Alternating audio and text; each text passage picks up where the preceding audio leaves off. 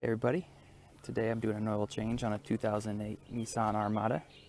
Got the good old trusty 5.6 in it.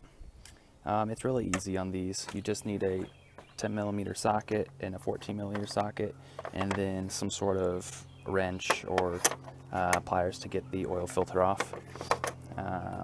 Paper towels, of course.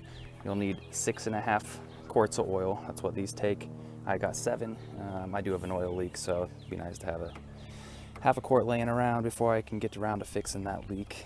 You're going to want an oil filter. I got an AC Delco PF2057. You don't have to get that brand, but I do appreciate those. Usually going to get good quality with that. So that's all you need. Let's go ahead and dive in. Alrighty, now that we are underneath the vehicle, we're just going to pop the bolt loose off the oil pan right here. I've already kind of got it started, so I'm just going to undo it really quickly. Got our drain pan, catch everything.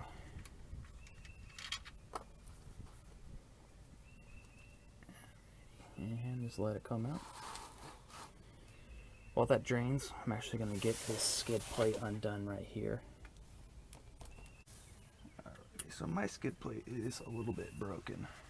So the last person to touch it, they put in this 1/4 inch socket.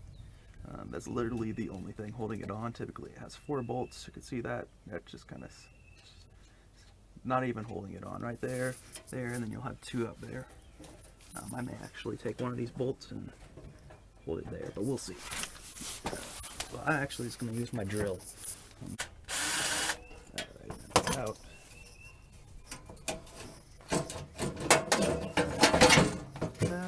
And set it to your side.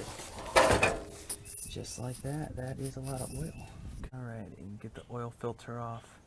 I got it started just like on the oil pan bolt, just to make it easier to hold the camera, but we'll get it started just like that. It's going to start coming down that nice little slope there, and just let it drain for a little bit.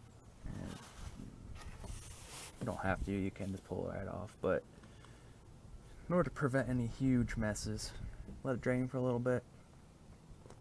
Keep working with it. Yeah, it's probably good. I'll bring it off now. Alright, careful. More oil's going to come out. Just going to put it in the drain pan just like that. Let it run a little bit more off. I do have the notorious leak behind this. I'll do another video on that. And I also have a power steering leak. This isn't all oil. We'll deal with that at a later date.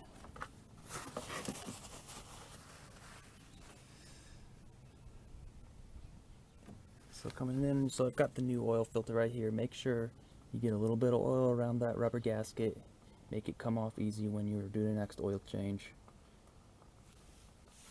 Before I put it on, I'm just gonna wipe off this a little bit here. Don't need anything getting in the way of the seal. Alrighty. Of course, it's wipe all that off here in a little bit. Just gonna screw it on just like that. And the way I always do it, I never use a hand tool to put these back on. I'll usually tighten them as tight as I can with 2 hands. That'll give it more than a good enough seal, and it won't strip anything, and you'll be able to get it off in your next oil change. Alright, now we're just going to fill the oil up. I actually decided not to put the skid plate back on because it's broken. It's only held in by, literally only being held in by 1 bolt right now, so it's just rattling around. I don't do any off-roading, so I'm not too worried about it. I may get a new one in the future though. Let's see, so I'm just going to pour this oil back in. I've already put 1 quart in, so we'll fill it with this. And put about a half a quart in after this, and we'll be finished.